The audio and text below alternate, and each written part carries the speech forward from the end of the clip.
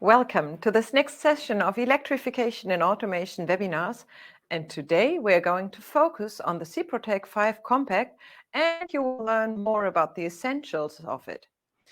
I'm Michaela Mönikes. You might know me as a tour guide from the Siemens exhibition booth, and I'll be today a guide through this webinar. Guiding you means, for example, explaining to you that you can ask questions directly to the experts. We have a tool for that. In the upper right corner of the application, you see question to the speaker. And each question you place there, I will read aloud at the end of the presentation and ask the two experts. Well, mentioning the experts, I'm really happy that today I have Johannes Bross with me here in the studio. Welcome, Johannes. Welcome. Johannes is our Product Lifecycle Manager for the SIPROTEC series. And we have Yelitza Rojas with us. She's our product portfolio consultant for SIPROTEC 5. So these two will first present some information around the SIPROTEC 5 Compact, and then they will answer your questions. So make use of your, rather exclusive chance to ask them directly. And I hope that you will now enjoy the webinar. I think, Johannes, you will start. And so please share your knowledge around the SIPROTEC 5 Compact. Thank you. So, hello and welcome to our SIPROTEC 5 Compact webinar. My name is Johannes Bross and I'm the responsible product manager of the 7SX800. Together with my colleague Yelitza Rojas, we will present you the latest information regarding our universal device. So we will start with a description of the concept and the hardware of the device. Then we will explain you how to select the device hardware and the functionality. And finally, we will present you an example how to use our tools to deal with 7SX800 devices in the best way. As always, you can write your questions in the chat and we will come back to them at the end of the presentation.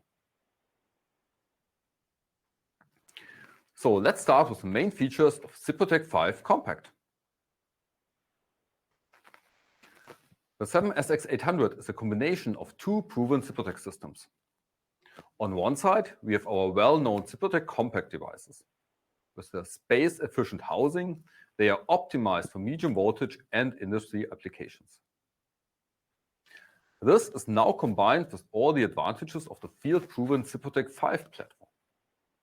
The new device inherits the functionality from our high-end SIPROTEC 5 family. This means that our mature SIPROTEC 5 protection algorithms are now also available in SIPROTEC 5 Compact. And for sure, it's also a future advantage, as you benefit from future SIPROTEC 5 innovations, as the devices are sharing the same platform.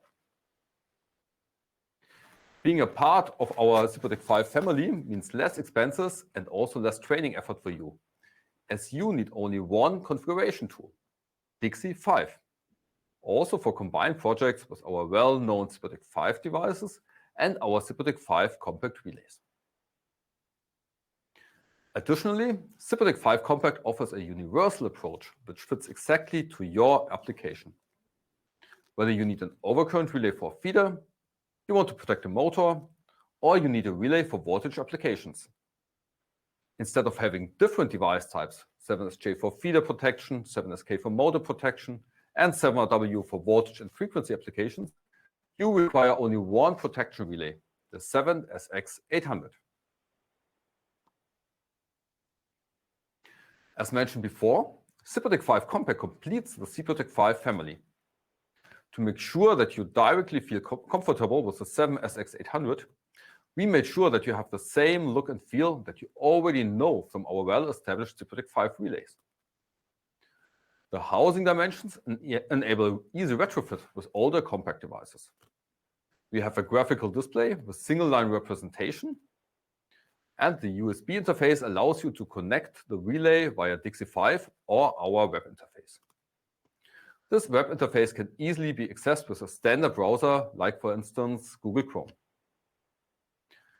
LED labels are shown on the display by pressing the LED description button, so there are no paper strips necessary anymore. The philosophy is the same as for SIPROTEC 5. The selection of the secondary nominal current, 1 amp or 5 amp, or the binary input threshold is done via software. The battery exchange is done from outside, therefore there is no need to open the device, it remains sealed. Now let's have a look on the rear side. The relay is equipped with a universal power supply. This means we have only one wide range power supply for all voltages, from 24 to 250 volts DC or from 100 to 230 volts AC. This reduces the variance so that you need less spare parts if you have different voltage levels in your substations. The black terminal on the left side is available if you need more binary inputs and outputs via an inbuilt additional I/O board. Finally, the communication interfaces at the bottom are always on board right from the beginning. All in all, the hardware setup consists of 4 current transformers, either 4 times protection or 3 times protection and 1 sensitive input, and also 4 voltage transformers. This means, for instance, that the synchro check can be used in combination with all available voltage-based functions.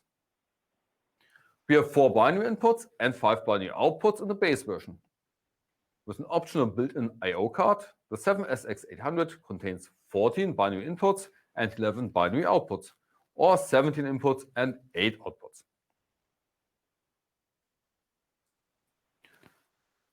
For sure, communication always plays a key role. To make sure that the relay is ready for communication, SIPROTEC 5 Compact is always equipped with a redundant Ethernet interface.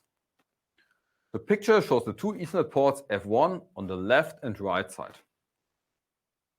The relay is available with either an optical or, since version 940, also with an electrical Ethernet interface.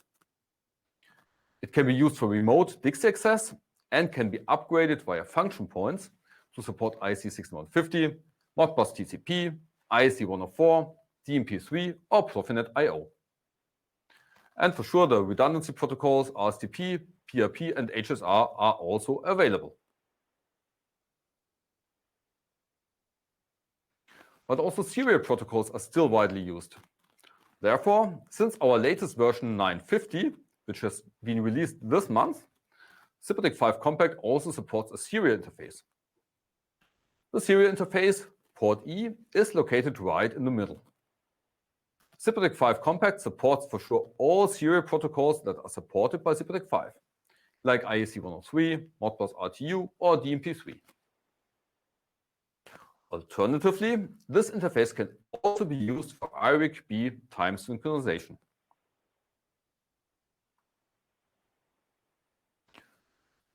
As you know, the future offers a near endless spectrum of possibilities, especially when it comes to communication. But these are coupled with the potential threats of a digital landscape.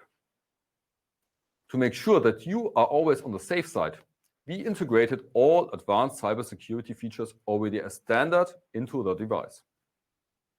Encrypted DIGSI-5 communication hinders sniffing and the alteration of device settings. SIPROTEC 5 Compact validates the source and the integrity of the signed firmware to avoid cyber attacks via corrupted firmware. All individual setting changes are recorded in the setting history log. This enables you to determine whether setting changes are associated with, for example, faults. For sure, the device interface has also an access restriction to control the possible access to the device. But that's not all. To avoid that people can easily modify and operate the device anonymously, SIPROTEC 5 Compact offers also a role-based access control that allows you to specify authorization based, for example, on the user role. With SIPROTEC 5 Compact, you have all these security features already on board, whether you use them today or you plan to activate them in the future.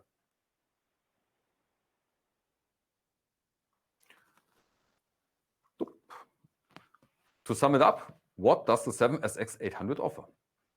We have the reliability of the well-proven SIPROTEC 5 algorithms. We have a space-efficient housing. The integrated cybersecurity is always included. With its universal power supply, you can use the relay anywhere, independent of the auxiliary voltage in your substation.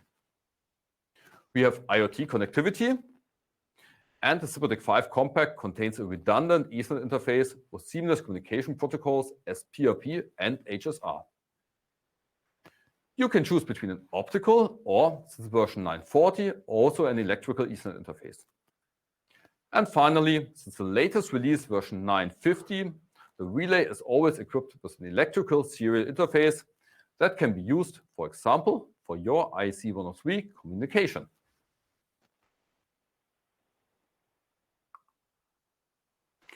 Now we want to show you how you can select a 7SX800 with our configurator. Therefore, I will open the SIPROTEC configurator on our website.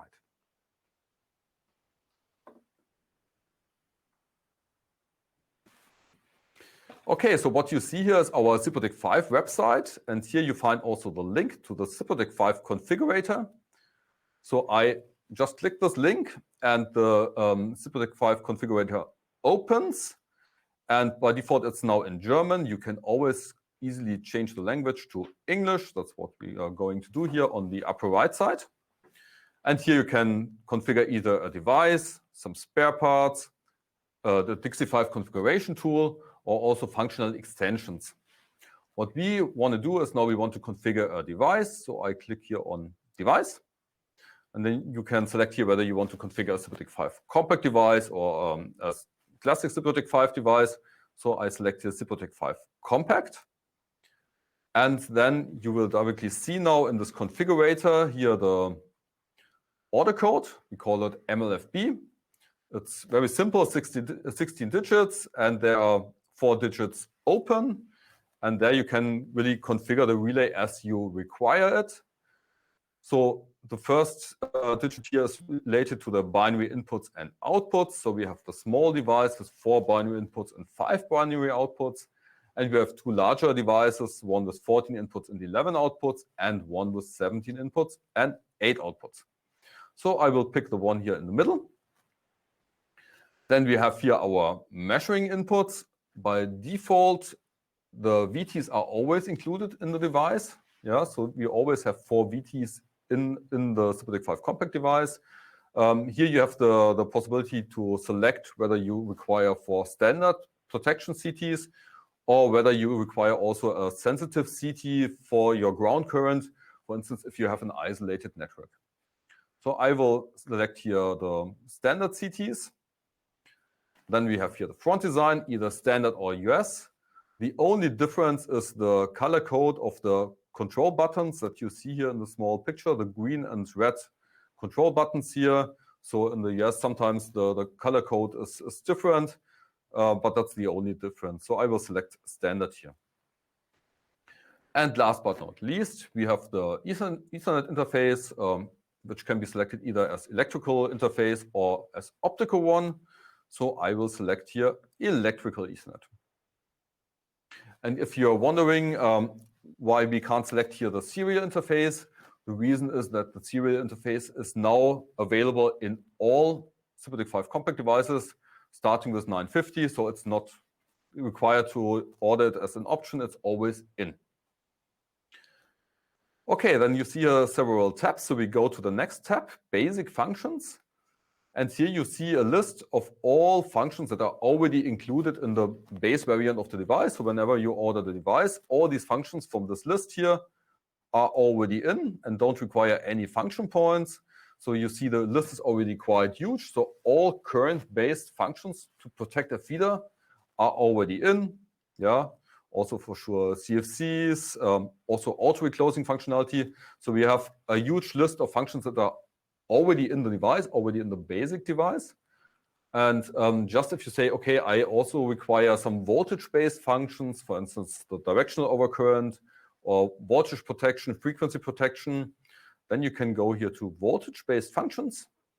And then you can enable here the voltage-based function package for 40 function points. So I will tick this here. And here you also find a list of all functions that are available here in the device. And then it's up to you how many of these functions you really require for your application. If we click here on further functions, we have here 3 specific motor protection functions for 5 function points each. And we have 2 communication packages, one with Ethernet protocols, for instance, IC6150, Modbus TCP, DMP3 via Ethernet, and so on. So this can be selected here. I will just do this now. And there's also a serial protocols package available that you would select if you want to use IC103, DMP3, or Modbus RTU. Okay, then I go to the next step, function points. Here you see the sum of your function points that you require for your application. It's 90 function points, 40 for the voltage-based functions, and 50 for the Ethernet communication. And if you already use the function point manager to handle the function points for your devices, you can enter here already your function point manager ID. Or if you say, the function point manager is not yet available in my country, or I want to receive the devices already pre-configured, including the function points, you can also select here no.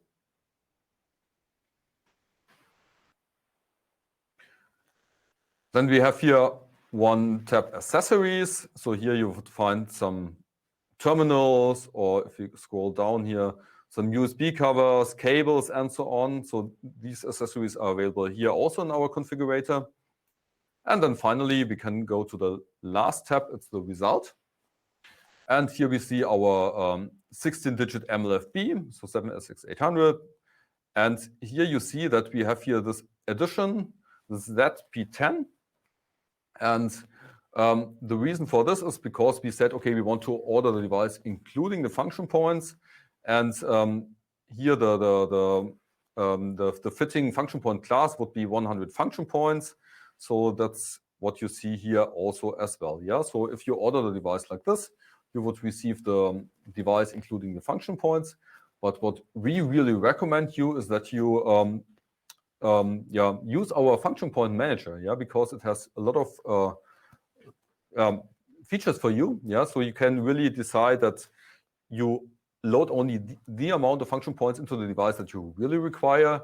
Yeah. So if you remember, so we required here 90 function points.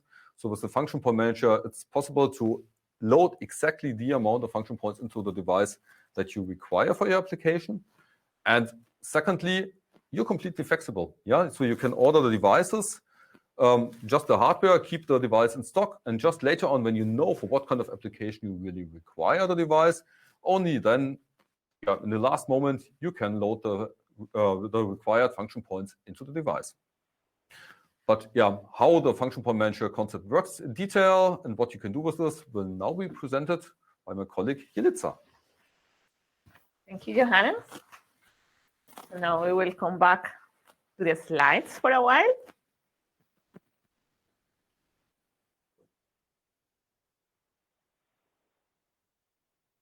Can we see the slides? Great, thank you. So, the implemented concept for SIPROTEC 5, including the compact devices, allows great flexibility with the selection of functions. So rather than ordering a predefined package of functions, a SIPROTEC 5 device can be equipped with function points, which work as a kind of credit that can be used to add functions to the device configuration. The big advantage of this method is that you are flexible in the function selection. You can add any of the provided functions to the device configuration as long as the device function point budget is not exceeded. So you can add functions or modify the scope at any time you require it. Should you need more functions in a certain device, you can just upgrade the number of function points and so keep the enormous functional flexibility of the 7SX800. The function point handling is preferable managed with a dedicated online tool, the so-called function point manager. The respective workflow is really simple. First, you get ready by creating a user account. This needs to be done only once at the very beginning. And to start off, order a budget of function points. When required, you can create out of this budget a so-called DAF file or DAF file, a kind of license file with the exact number of function points you need for your application in a specific 7SX800 device. To bring the function points now into the device, you simply upload this DAF file either with DIGSI 5 or with the SIPROTEC tools program. Important is that you pay for the function points only at the moment of creating this DAF file. To upgrade the specific device, and it is tied to the serial number of it. You don't need to pay in advance for the function points budget. This means with the function points principle to improve your cash flow management, okay, as you protect and maintain the functional flexibility of your devices over the whole lifetime. The function point manager allows you to react in almost no time to new requirements. And this gives you peace of mind. So let's make an example. Let's assume you have bought a SIPROTEC 5 compact device without function points, and you want to use voltage protection function and the IC61850 communication protocol. So pretty much the example shown by Johannes during the configuration. Initially, your device has no function points. You need 40 function points to enable the voltage functionality and 50 to allow the use of the IC61850 protocol. So in total, 90 function points. You log into your account in the function point manager and start the creation of this DAF file or license file. For this, remember, you need the serial number of your device. After a few seconds, the DAF file is ready for download onto your PC. And in the second step, then you transfer this file to the physical device, either with DIGSI 5 or the SIPROTEC tools program. With the new DAF file in the relay, the 7SX800 now has 90 function points. If the function points manager is not available in your country, or you want to receive the device with the functionality included, you can order the device directly with a variant which covers the desired amount of function points. In our example, for the 90 function points, the right variant would be the ZP10, which has 100 function points. As a result, you get very few variants in hardware. You can extend yourself the functionality via function points. Devices can be ordered at an early stage without functionality, and the functions to be used can be defined very late in the engineering process and then imported into the devices very quickly and easily. Function points budget is ordered independently from devices and is invoiced only when you download license files. As an alternative, pre-configured devices, including function points, can be ordered as set variant. In the next part, we want to show you how to work with the devices using some of the tools available for the SIPROTEC 5 family. Today, we'll be demonstrating how to parameterize the device with DIGSI 5, how to download the parameterization using SIPROTEC tools, and how to test with digital twin. We even will use the digital twin to demonstrate the connection to the download using the SIPROTEC tools. So you will see.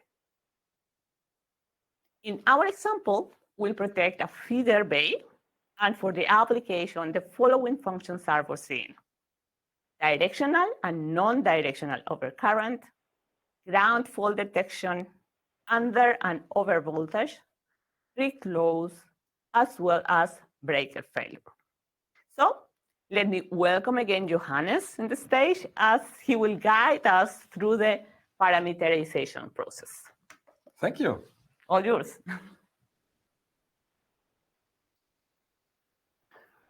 Okay, welcome back. Yeah, now I want to show you some information regarding our DIGSI 5 configuration tool, how this works, how you can really configure your relays. And this is how DIGSI 5 looks like. So here on the left side, you find the project tree. So here you have all the different editors, and here you would also find your devices. So in our case, a 7SX800 SIPROTEC 5 compact relay. And what we want to do now is we want to bring in these functions that we see here in our example. So the overcurrent functions, non-directional and directional for phase and ground, the under over voltage, under over frequency, breaker failure, and auto recloser function. And I want to show you how you can do this in an easy way. So first of all, you would open the device here, just click on this triangle here, and then you have your different editors. Device information contains information regarding your MLFB, regarding your configuration version. Here, information routing, this is your matrix where you can define which signals are assigned to which binary inputs and binary outputs, for instance. But we are directly heading towards the settings. And I just open here the settings folder. And yeah, if you're not yet used to SIPROTEC 5, we have a certain philosophy when it comes to functions. We group our functions in so-called function groups. Yeah, and all protection functions that are required to protect a feeder, for instance, they would appear in a function group called VI three-phase that you see here. And VI stands for voltage and current three-phase. Yeah, so all protection-related functions would appear there. And functions like breaker failure, like synchro check, like auto recloser, these functions are related to the circuit breaker. So these functions appear here in the function group circuit breaker. So if I open now the function group VI three-phase, we see that there are already a lot of functions included in the base variant. So we have the non-directional overcurrent function for phases and for ground. And we have also the directional overcurrent function for the phases and for the ground. And what's now missing is the voltage function, are the two voltage functions, under and over voltage. And the easiest way to bring in these functions is by right-clicking here on this function VI three-phase and clicking here on Show in Library. And then the library appears on the right side. Yeah? So on the left side, again, we have our project tree with our editors, with our devices. And whenever you want to bring in functions or new stages, whatever, you find all this on the right side in the library, and you can use drag and drop to bring these functions into our device. And now I want to show you how you can do this. So we directly ended up here in our function group voltage current three-phase. And here you find all the different functions ordered in an alphabetical way. And we require the voltage protection. So we go here to the bottom to voltage protection. And here you see the several under voltage functions, three-phase, positive sequence, and so on, and also for the over voltage function. So I will select here the under voltage three-phase. So just open this folder and pick here this function. So simply drag and drop it into our function group. And then it appears here in this list. And therefore, it's included in this relay. So we do the same also for the overvoltage function, so overvoltage three-phase. Again, simply drag and drop it into our function group VI three-phase. So what's missing? We also require the frequency protection. And this is also available here. So it's here under F, like frequency protection. So just open it here, and you see here for over frequency and under frequency two variants of the function.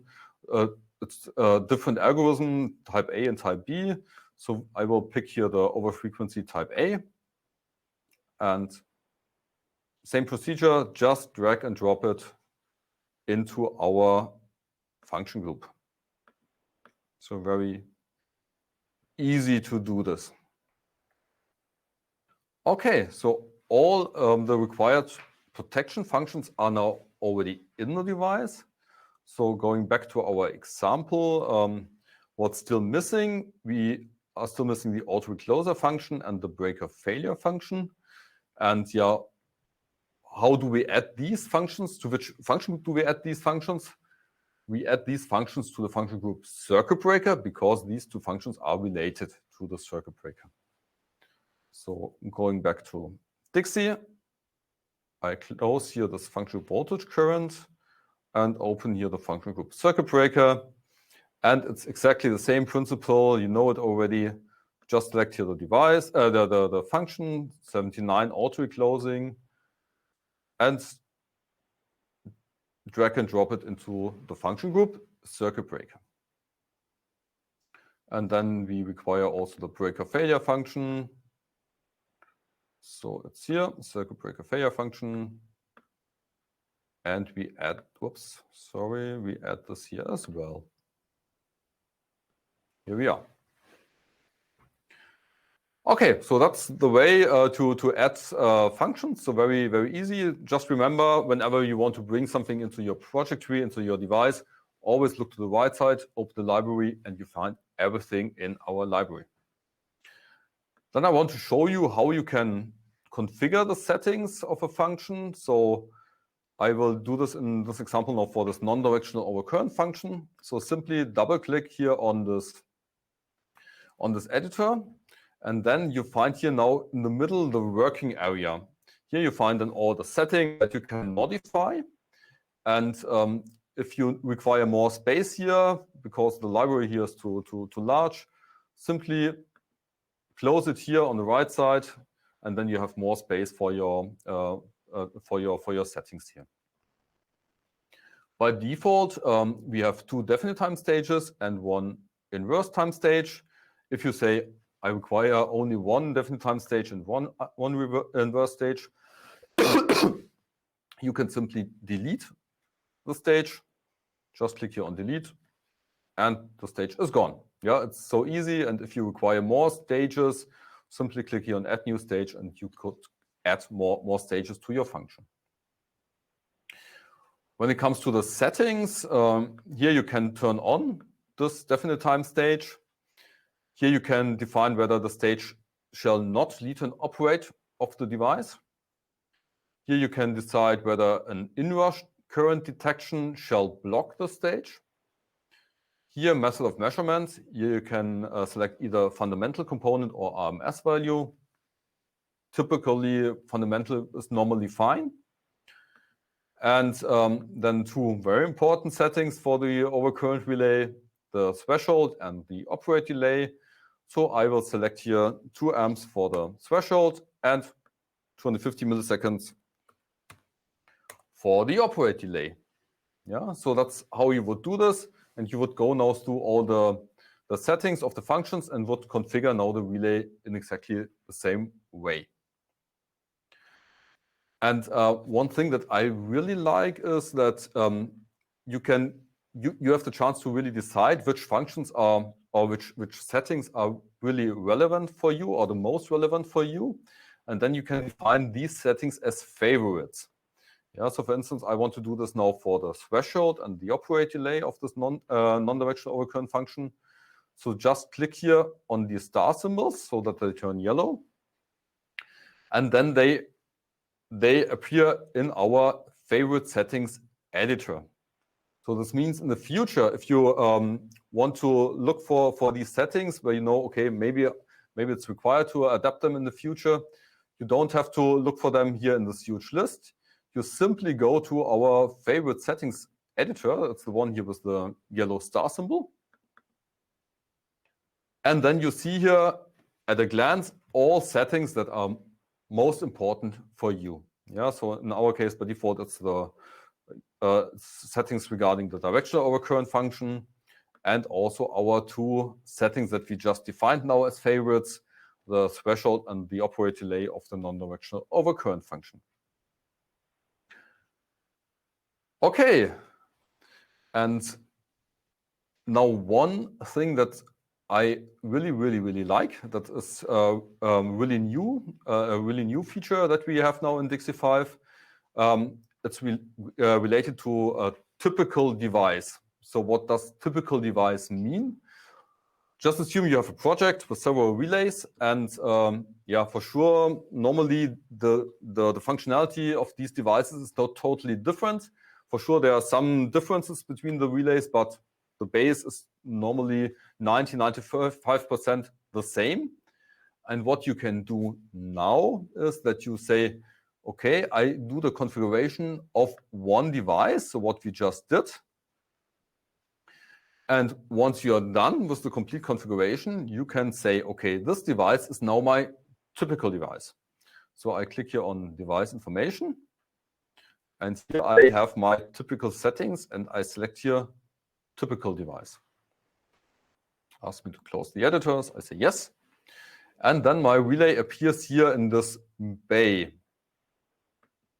Yeah, and this is now my starting point for all the other relays I need in my project. Yeah, so you can create out of the typical device several child devices with exactly the same amount, the same configuration as your typical device. But we all know that maybe 95% of the configuration is the same, but there are some small adaptations we always need from one device to the other. And therefore, it's possible to really define which settings are different between the devices. And you can do this very easily if you open here the device. And I will do this again from our favorite settings editor. So if I open the favorite settings, you see here not only the yellow star symbols, but also these symbols with these two green arrows. And so if you mark them here, this means that these settings are different between the relays. Yeah. And so I mark these 6 settings right now. And what I will do now is I will create out of this typical device 2 additional child devices.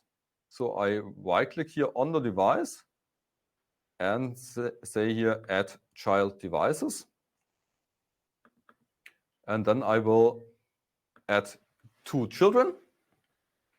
And now it's creating 2 additional identical devices which have exactly the same configuration as our typical device. Yeah, so if you have a project with 10 devices, it's very easy. You do the configuration once, create 9 additional child devices, and you have done all the configuration. So it's very, very easy. And now the really cool thing is, we just mentioned, typically there are some settings that are different between the devices, and these can be handled in the specific settings editor. So just open this editor, and here you see your 3 devices, so your typical device and your 2 child devices. And you see here also your 6 settings where we said just now that these settings are different from one device to the other. Yeah, and here you have in one view at a glance, you can really define here that, for instance, the typical device here has a threshold of 1.5 amp, but my child device shall have a threshold of 2 amps, and my second child device has a threshold of 1.8 amps. Yeah, so it's very easy and it really saves you a lot of time.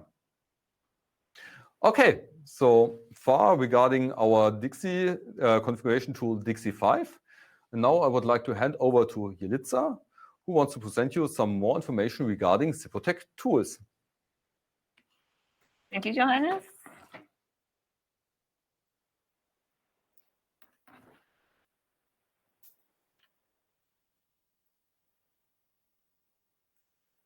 So let's see if we can project my computer. Yes, we are there. So Johannes has already finished the parameterization in DIGSI. And in the tool, we have the possibility of exporting different type of files, depending on the tool that we want to use with them. So we are going to use the SIPROTEC digital twin to test in a virtual environment. And for that, we need a simulation file.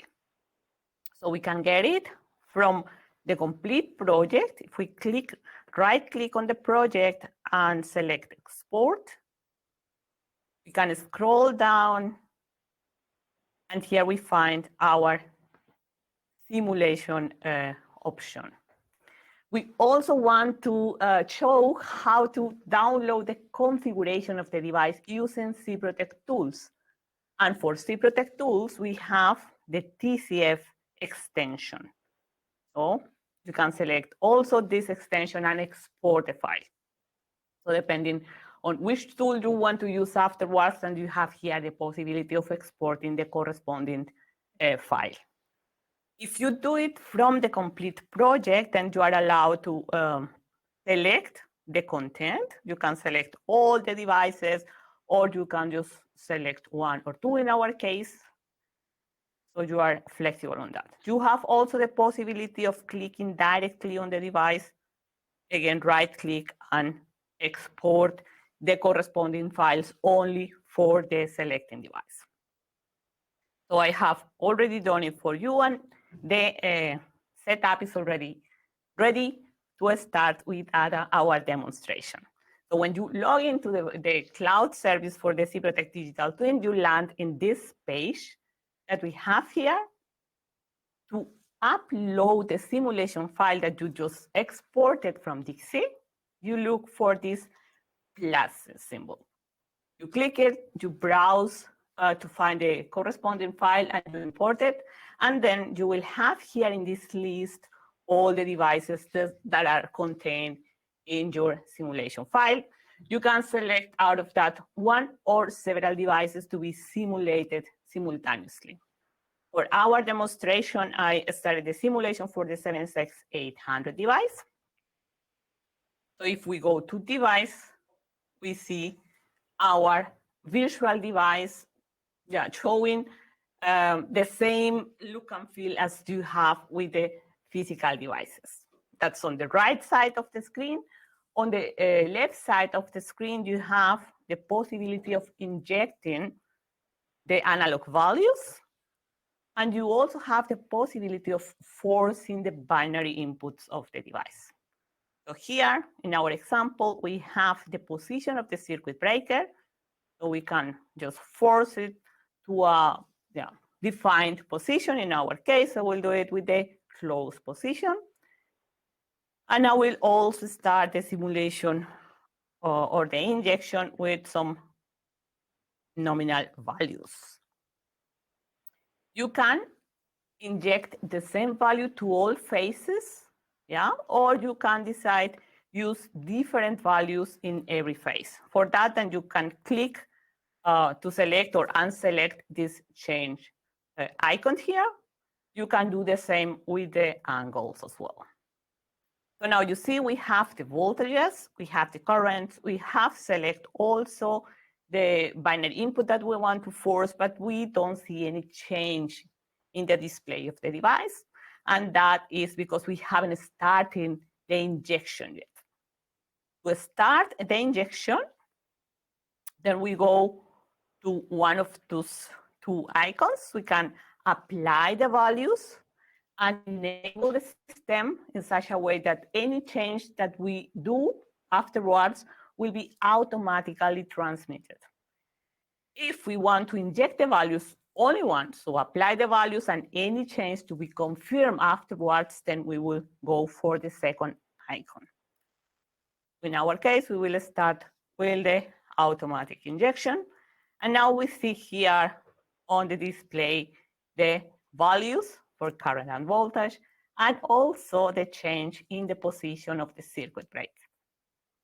You can interact with the device via function keys, as you normally do in the physical device.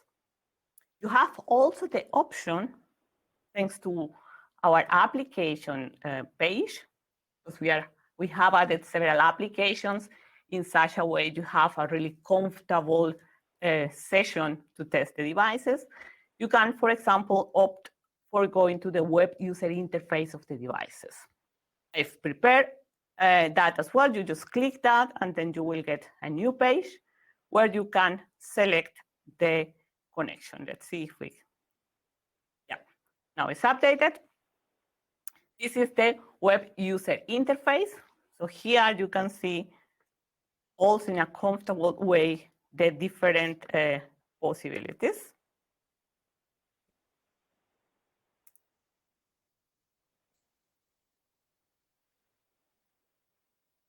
For measurements, we go to the voltage current three-phase function group, as explained during the parameterization by Johannes.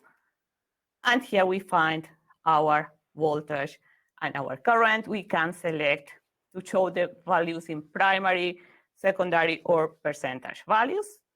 And if we make some changes here in the device, or in the injection, we will be also seeing those changes reflected in the corresponding web user interface.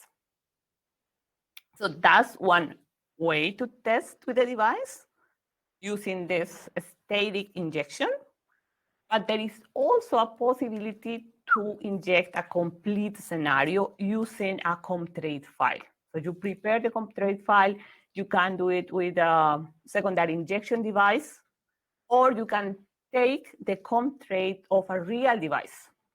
Whatever it is, a ComTrade standard file, you need to prepare this injection, and for that, then you go to test files. And once again, you look for the plus symbol, and this with plus symbol, you can import or upload the ComTrade file that you want to use. And once the file appears here in this list, then you can go to routing metrics and assign the different channels that you have in the ComTrade to the physical channels of the device. For that, then you select as source the ComTrade file. In our case, this is the file that I'm going to use. And as destination, the device that you want to test with this ComTrade, in our case, the 7SX800. And you can do it, this assignment for binary inputs and for voltage and current. I did already this assignment. It needs to be done when the simulation has not been started. So this is still not orange, and then you can change. As we are running the simulation, then we are not allowed to change anything here. But we can visualize for voltage, and also for current was done already. And you have a summary window here as well. Got it. Where you can see, okay, which ComTrade file has been assigned to which device. Here we have two devices, and if you just put the cursor close to it, you will see the name of the corresponding device. So we are ready, and we can go to our simulation, and we can replay this ComTrade. For that, then I will clean our injection, and I will also stop the static injection. And here in this box on the top, we can select the corresponding ComTrade file. It is already there. No, now we can just start the replay with this button. And you see, then the device has already reacted to whatever it is included inside this ComTrade file. You can just interact with the device, going to the different options directly in the front display, to the logs, or whatever you need or want to check. For example, also, if you want to see, okay, there are two LEDs illuminated and you want to see what they mean. So you can just click here in the on the Let's button, and you see a pickup of the phase B and also the trip command. You can reset the LEDs here. But if you want to do for special analysis, then you can go to the web user interface again. And we can, for example, in the recording, just record the failure, and using this icon, we have the possibility of visualizing the comp trade of this failure. So you can just have a look here, and you will see, okay, here there are some different events and so on. If you want not only visualize, you really want to analyze, then you have also the option of exporting this comp trade file and open it, for example, with an additional application or software that we have available here as the SIGRA. So you can use all these options to make your experience a lot more comfortable. New also in the web UI is the possibility of visualizing the characteristics of the different protection functions that you are enabling in the device. We can take a look at that. If we go to the function group, voltage and current, and then we select one protection function, in this case, the directional one. So you can see here we have 3 different stages parameterized, and you can see here the 3 corresponding curves. We can also change the setting using the web user interface. So let's take the definite time, which is the easiest one to see. This is the pink curve or representation. Let's move this value a little bit closer to the one. It's easier to be seen.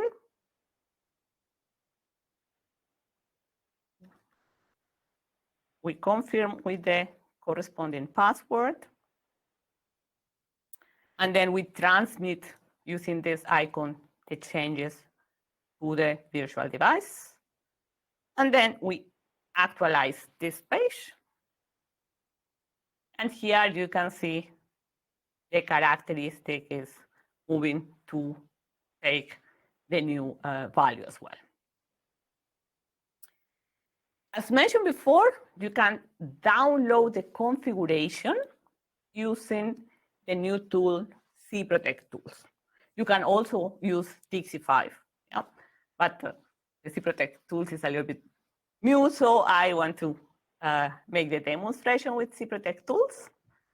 So for that, so let's come back to the device. Here is our device. As I told you before, we will use our connection from this cloud device, this virtual device, with the software which is in my local computer. So here I will open the SIPROTEC tools. And to make this connection, then we make use of a private virtual network via client connection. So if you see here, our SIPROTEC digital twin is already connected. So we can start working with the virtual device. I mentioned before, when you download the DAV files from the function point manager, you can also upload this file to the SIPROTEC 5 device using these SIPROTEC tools. To do that, you have this option, upgrade device functionality. Here you decide connection type and connect, and can follow the process. Right now, we want to upload the configuration. And for that, we go to this other editor or option. You have additional possibilities with these SIPROTEC tools. For example, you can test the hardware. And this is quite nice in the factory. For example, if you are a panel builder, you can save a lot of time with this. But let's go to our upload of the configuration. We select the device, the configuration that we want to use, remember the TCF is the extension that we use for this. We select the device, the file, then we select the type of connection. Now we are via Ethernet, getting this connection, and select the file, and then with this upload button, we can start the process. This is uploading the configuration, and it's restarting. You see, the device is actually restarting as well. And once the device is back again, we can see here in SIPROTEC tools that the upload was successful. So it is a really simple tool that you can use. Advantages, you don't need any special knowledge about DIGSI 5. You don't need to install this tool. You only, in case you want to use the USB option, then you install the driver. Otherwise, you don't need to make any additional installation. If you have, for example, operators in the substation and you want to get the configuration of the device on field, you can also use this tool to download the configuration of the device. So there are many options that you can use with the new SIPROTEC tools. So we are back, and I guess that's all that I wanted to show you today. So I will invite Johannes and Michaela so we can start with the questions and answers session. Yeah, but before we start that, thanks a lot for all that you already shared. And I could see in the questions that you shared interesting content for all our participants. And we have a lot of questions. So just let's take some time to answer them. It is okay if your schedule does not allow to continue watching us. Question and answers are part of the recording to which you will get access later on too. But we'll appreciate if you just stay and listen to the answers. So CP mentioned, I noticed as the communication ports E and F1, F2, that means there is no J port. Now that's something really on the device. So I already have a bit of a trouble to read that because, I mean, I know a lot about substation automation, but that's down in the protection device and the configuration itself. So there's no G port. And the RSTP or PRP or HSR, can they be used only on the F1 and F2 ports? Yeah, so in principle, yeah, the SIPROTEC 5 Compact has no single Ethernet port like we have it in the non-modular and modular SIPROTEC 5 devices. We always have the redundant Ethernet port, which is port F1 and port F2. So these are the redundant Ethernet interface. And for sure, you can use this then with RCP, PRP, HSR as redundancy protocols on these two ports, F1 and F2.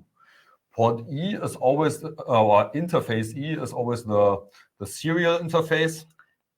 So this is not related to Ethernet. Yeah. So port E always serial, and port F and port F1, port F2 is always Ethernet, for sure with RCP, PRP, and HSR. Thanks. And then the next question came in from RK. What is the trade-off between using 7SJ82 versus 7SX80 when used for a standard feeder protection? RK is assuming that both type of relays can work in the same DIGSI project. Yelitsa is nodding. You wanna?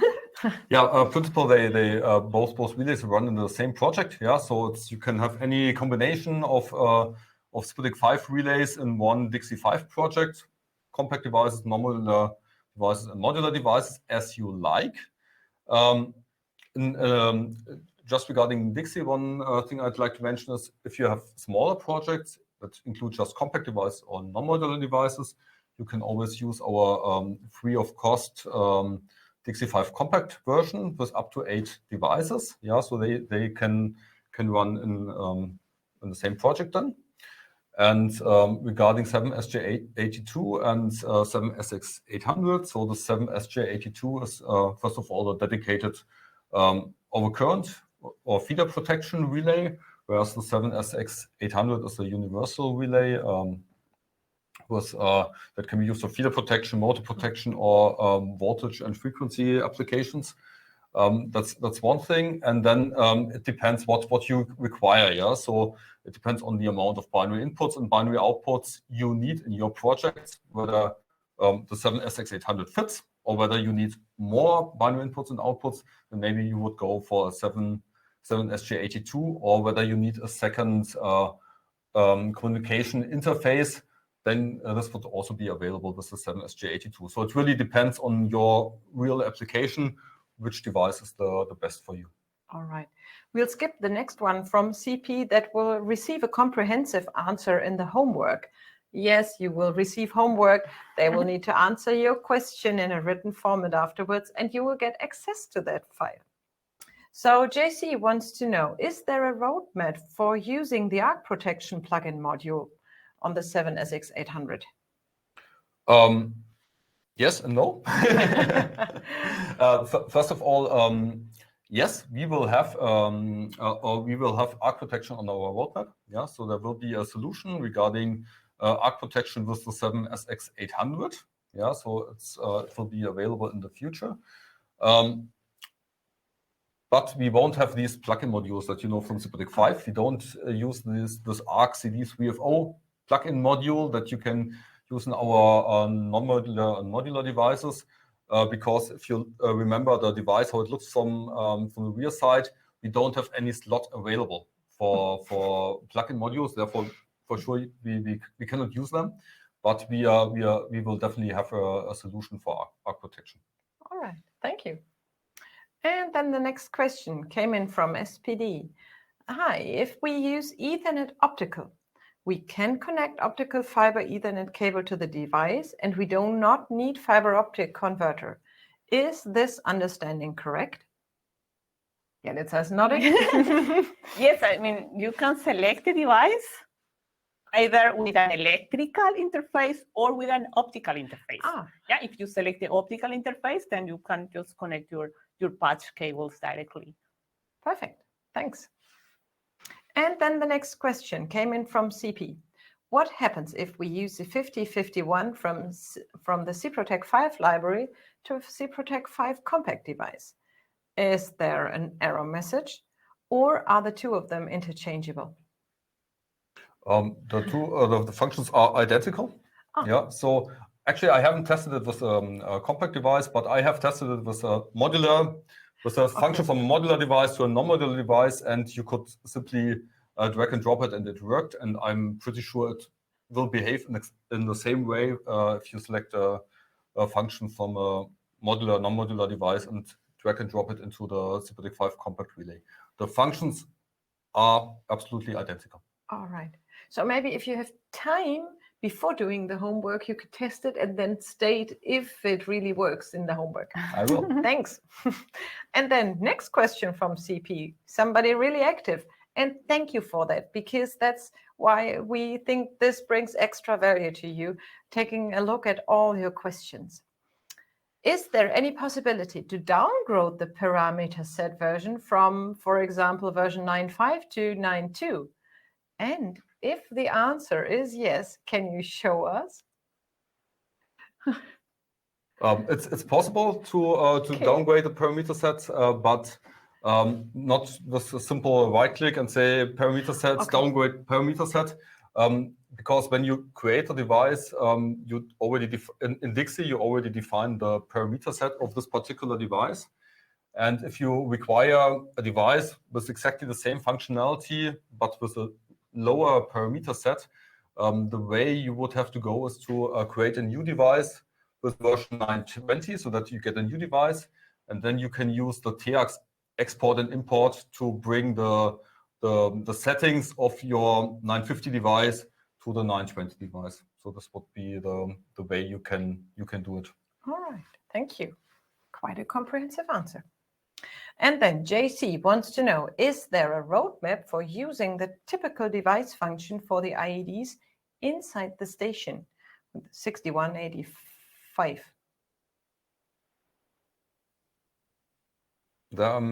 actually struggling a bit with the question. Okay.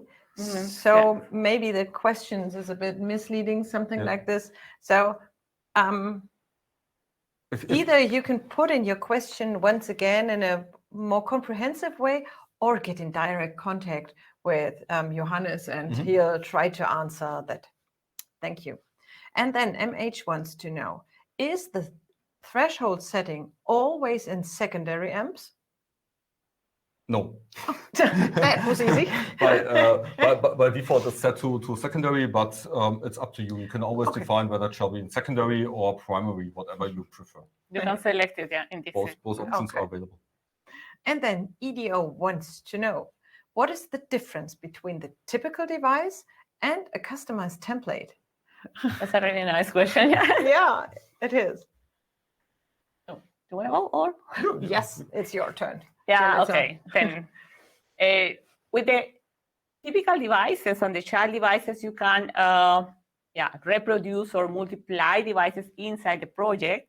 But if, for example, you want to save one typical device for being used in a project in 6 months or 1 year after, then you can save this as a customized template.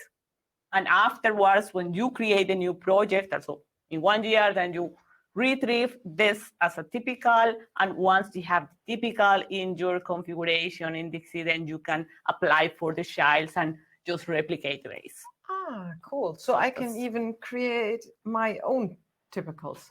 Yep, you can export them as a user application template. All right, thank you. And then CP wants to know something about the digital twin. In the digital twin, when it's imported the SIM file, the firmware version is assigned automatically. Can we impose a certain version of firmware in the digital twin in order to test also the communication? Oh, that's interesting. Because in SIP4 or SIPROTEC 4, there had been a table available for the compatibility firmware software that proved to be very useful. Do we have something similar? That's a good advice. Yes, we have something similar as well. And for the digital twin, yes, I mean, when you import the SIM file, you will get the firmware that you parameterize in DIGSI. That's a default. Cool. But you can also, from the drop down menu, select a different, later version, let's say. Yeah, okay. Something that's already older, not a newer one, I guess, but that's older, right? No, a new one, for example. You want to test the new one, then you can select from that this, and you have some valuable results for the communication. Cool. Thank you. So we go for the next question. In the digital twin, can we use directly the test sequence created in DIGSI 5 instead of the ComTrade file? And if yes, can you show? Yes, it's possible. You have a step sequence instead of a ComTrade. And the procedure is quite the same that we follow for the ComTrade replay. Oh, so you upload with the plus button in the files, and once you have it, you assign, and afterward you just select that one in the big box and click on replay. So the procedure is exactly the same. Okay. Do we have a manual for that? Yes, of course. Okay, so in the homework, you might just place the link to the respective portion in the manual, right? That's a good question, and you can do it once you are in the tool. You go to menu, and you will find a recompilation of all the information available. You can download it from the interface directly, and you will get the user guide, some recommendations how to install the VPNs, and also some pre-configured files to simulate, for example, circuit breakers and disconnectors, or the new also the tap changer for the automatic voltage regulation. For example, you will find a lot of information there. That's a good point. Thank you for calling my attention to that. I didn't know that, but no, I'm glad that I placed the question. So if I understood it correctly, the manual's automatically there. It's just part of it. I can download it and go to menu and select. Yeah. Great. So Yeah, I do not see any more new questions right now. I think we answered all of them that I can see in the list up there. Thanks a lot for your active participation. Thanks a lot for all your questions. Thank you to Jelitza and Johannes for all your answers. That was really a vivid discussion at the end once again. I invite you to stay tuned on our electrification and automation webinar channels. There is still more to come around the SIPROTEC Compact, around SICAM, around our SICAM applications. So yeah, keep your systems protected, keep yourself protected, and see you in one of the next webinars. Goodbye. Thank you very much. Thank you. Goodbye. Bye-bye.